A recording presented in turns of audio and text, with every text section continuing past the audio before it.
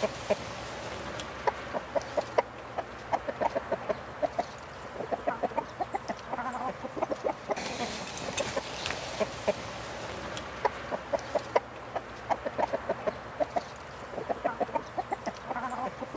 morning, Chris from the Elevated Garden.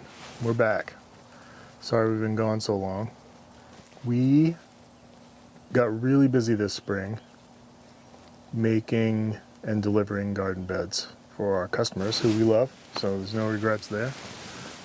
And I also got sucked into some attempted community service, which turned out to be a huge waste of time. This won't be as good a garden as we had last year. Last year we got, I have to add it up, but it was over 300 pounds, by maybe even 400 pounds of food. This year is going to be different, just because we had some things that we usually count on that we didn't get started, like sweet potatoes. Oh, my sweet potato slips didn't get started.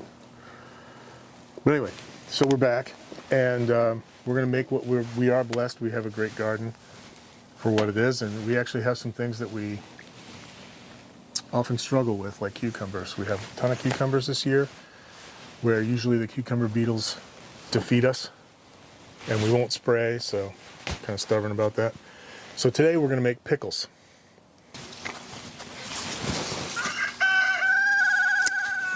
Yes, Rapunzel. Some of these are going to be too big and too yellow. We're kind of in a bit of a spiral where we're eating yellow cucumbers as fast as we can, trying to get to the green ones. It's not happening. Got to break the cycle. And I'm making content here, people. That is a good one. I like this setup because with the bins like this, I can check for beetles, cucumber beetles, and squash them. There haven't been too many this year. And the fruit's a lot easier to see. So you don't come out here and find one that's 2 feet long. Yeah, see that one? I've been staring at that one for a while. And I don't know what, that one's the chicken one. Chickens will be very happy. Yes, they're already talking. He's talking about us. He says we'll be very happy with whatever he's got.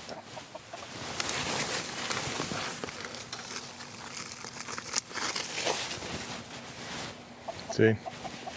No bueno. This is great because I get all of these large maturing cucumbers off of this vine. So now the plant can focus on new ones, and I can stop coming out here and staring at giant yellow ones and worrying about it. So one thing about this setup is you want to be out here pretty much every other day,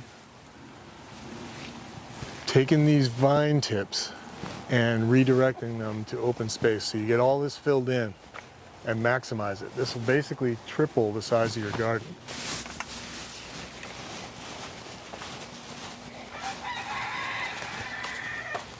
All right.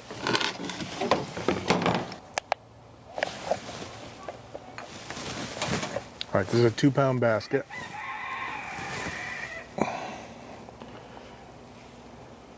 £16 of cucumbers.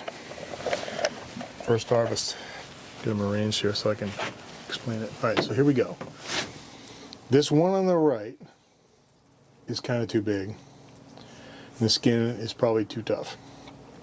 The yellow one, second from the right, is definitely, the skin's going to be too tough, and it's going to be bitter and probably seedy. This one, this bigger, whitish one, I think is going to be fine. This one is perfect. This yellow one is a no. That one's going to the chickens. They're going to be very excited. So these will be snacks and chickens. I would say this one's definitely a chicken one.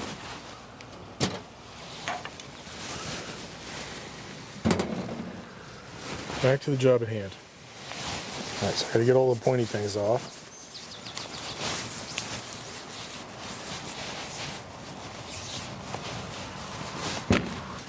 If they're clean, I'm not going to worry about it. But if they have a little dirt on them, I will go over to the hose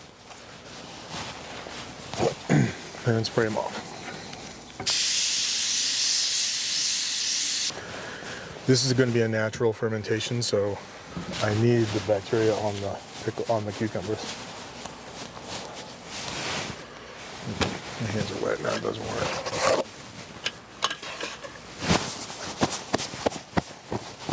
Okay, so I have some grape leaves. I cut them off as vines, basically running wild in the yard, in the field there. And I did wash them because we have some terrestrial snails here. As far as I know, they don't carry parasites around here, but I don't want to be the one that finds out. So I washed them in the house. So I will put some grape leaves in the bottom.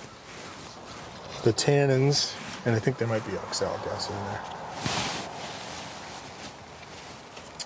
will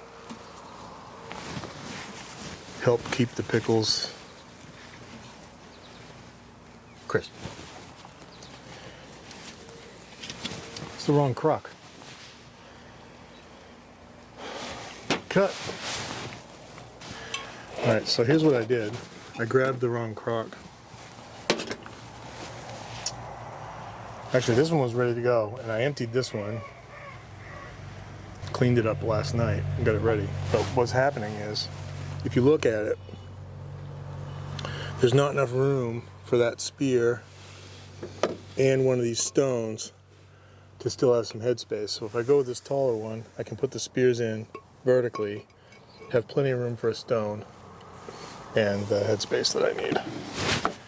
So I'm just going to set this one on the porch, out of the way, start the process over. Grape leaves. And I'm going to turn that on its side.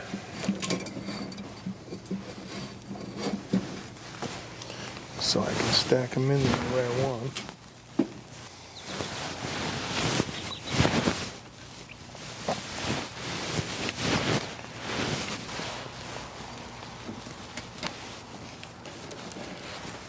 Look at that.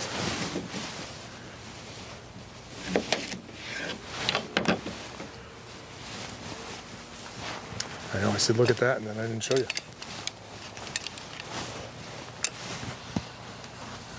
Look at that. Let me get a couple more in there. Okay. Spices. Here's some dill.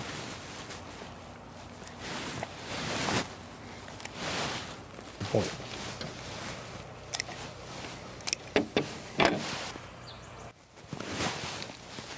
See if there's any dilliness in that stem. Oh yes.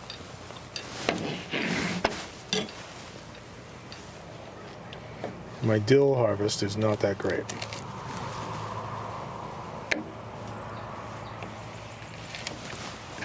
This year.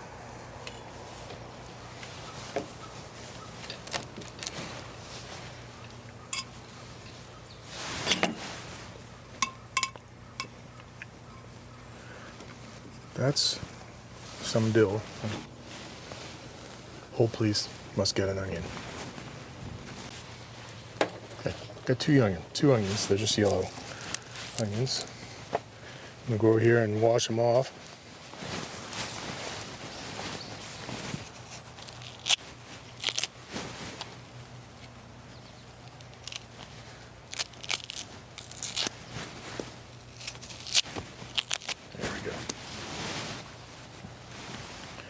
I gotta be a little bit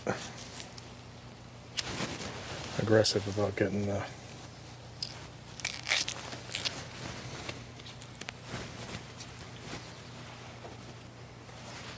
you gotta get it down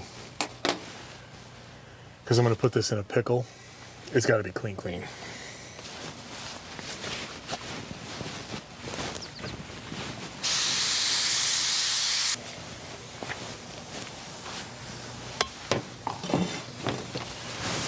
There we go. These are perfect. So I'm just going to cut them into wedges that I will later find to be a convenient size for popping it into my mouth.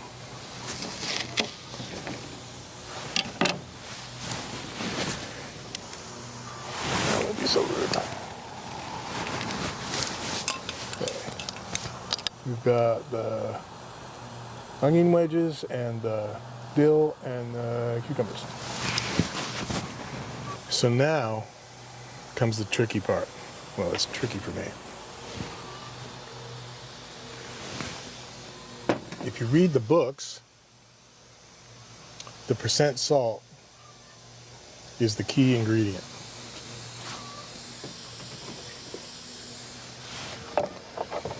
And most books will say between 2 and 5% salt content. If you go to the high end of the range, you're going to have really great control over your fermentation, but it's going to be too salty to eat. If you go to the low end of the range, you're not going to have good control over the fermentation. It's going to occasionally go sideways, and you will make stuff funky that smells like feet. So I like to be in the middle of the range. This crock is packed with cucumbers that have a high water content. So if I go too low, the cucumbers are going to dilute out the salt, and I'm going to be on the way low end of the range, and things are going to go sideways. So that's the predicament I'm in. I got my weigh boats, which are coffee filters, because I don't drink coffee anymore, because it's a deadly poison. Okay, pickling salt, not iodized salt. And what am I going to do here? So this crock is packed with watery cucumbers. So anything I put in here is going to get diluted significantly. So if I go with a 4% brine and put it in here, it's going to be effectively a 2% brine. So I'm going to shoot for that. Yeah, 4 grams. 40 grams, sorry, 40 grams. Always work in metric when you're doing this. The Europeans gave us the metric system. It's so much easier. They needed something they could do math with quickly because they take a lot of naps. It works. Go metric. So I have 80 grams there.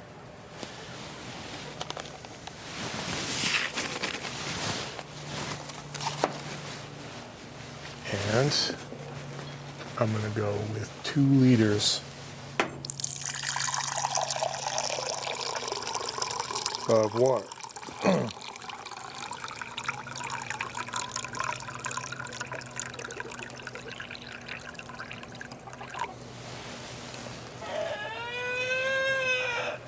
Yeah. This is half a liter.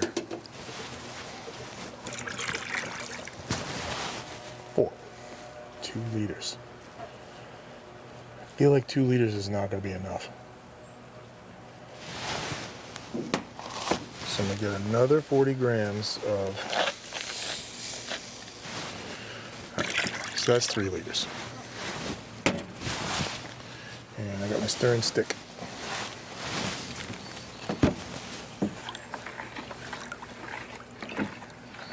I think if we drilled a well, we'd hit salt water. So we're on municipal water. You can't use that for pickles. Just don't. They put chloramines in there to suppress bacterial growth. So you will get bacterial growth, but not what you want. Eventually you'll get it. You'll make some funky pickles. All the bacteria you need are on the dill and on the surface of the cucumbers. The environmental lactobacillus is all you need.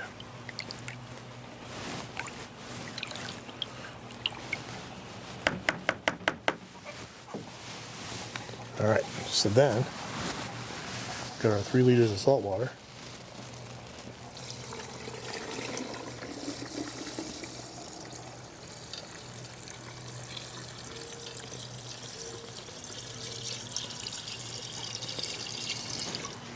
Oh, it's not enough.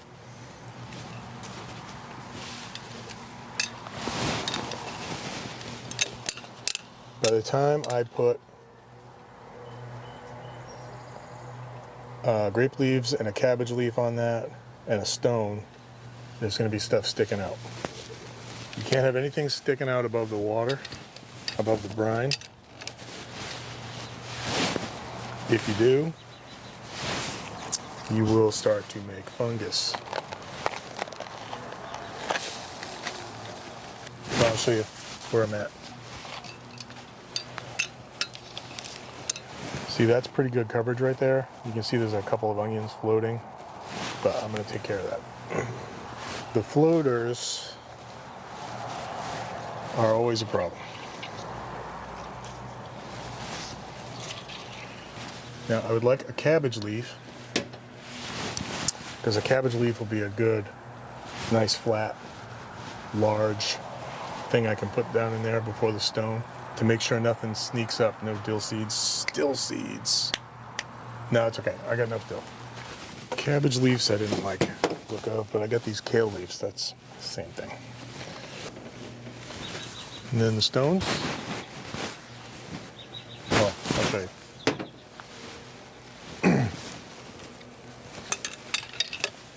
See, once I put the stones on there and sink that, you're not going to be able to have anything sneaking out from underneath and floating to the top and being a surface substrate for undesirable characters.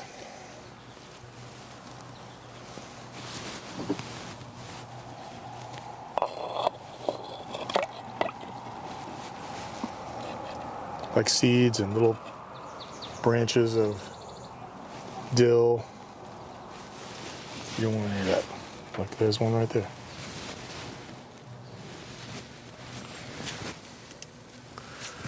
It's good. It's all sunk. There's like an inch there.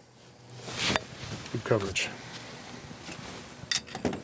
Now I do cheat. I will show you my cheat. Right now, everything in there is who knows what pH. There's no buffering, very little buffering capacity control over what I just did.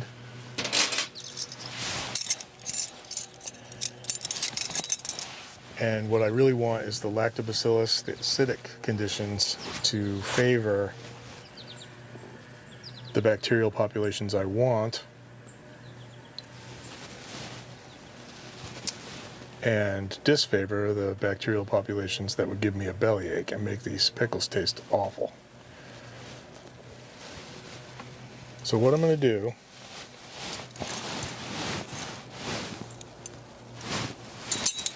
is add a teaspoon. I'm going to go with a tablespoon of apple cider vinegar.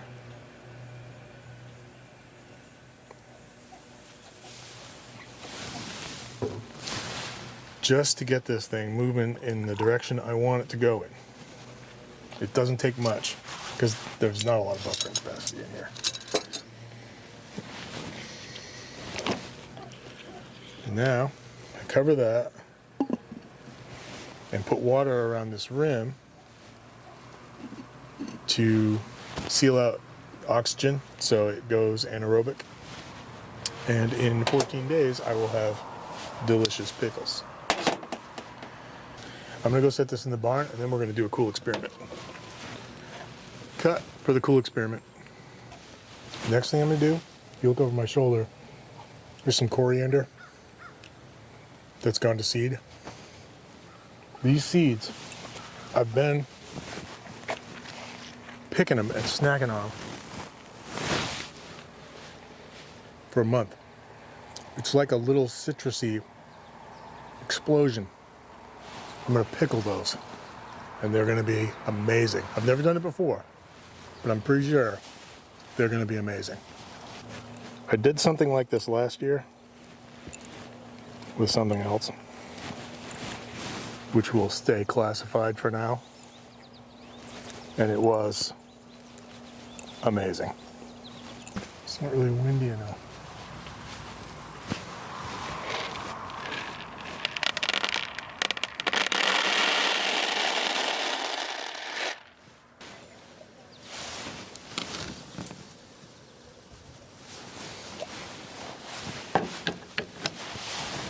Make a little bruise and then cut the indentation, and I get a perfect circle. These are going to float. It's going to be terrible. So I have to have some good coverage. Change the battery pack. Alright, so that's pretty good. It's full right to the top. Check it out. And then I have my little, these are kale. My cabbages are okay. I need to make sauerkraut. That's what I needed to do. All right, so those leaves are in there, and that is going to work. All right, so I'm going to need this. I think this is 250 mils. So if I was going to make a 3% brine, I'd use 30 grams for a liter. For 500 mils, I'd use 15 grams. For 250 mils, I would use 7.5 grams. You see that? It's a perfect system. So I got my stone. It's going to fit right in there.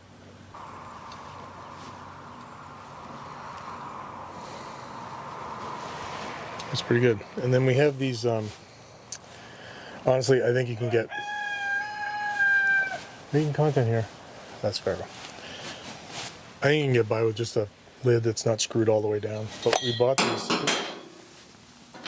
bought these rubber tops that have a little nipple on them with a pinhole, so they sort of burp themselves automatically. It works pretty good. They're expensive, but they work. So there you go. That's ready to rock.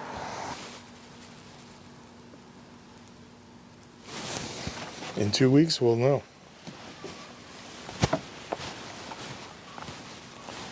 Well, we go ice fishing in the winter, and we get whitefish and cook them up. And I think a little spoonful of that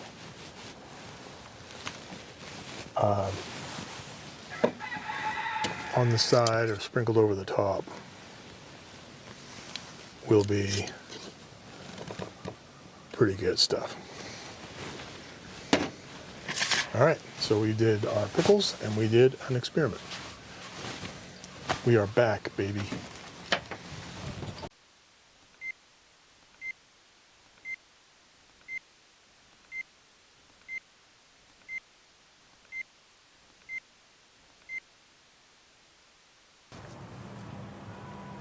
I think it's through.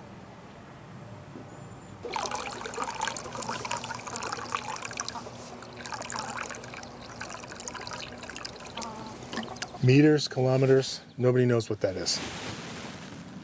They know I'm coming. They're already talking. They're already talking about it. He's coming. What's he got? No, no, no, don't you dare come out here. This'll get back.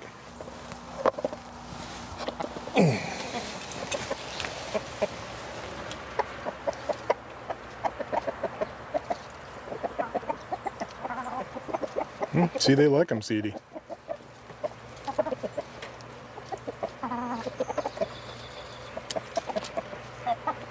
That's a nice treat on a hot summer day. Man, once you load one of these things, it is heavy.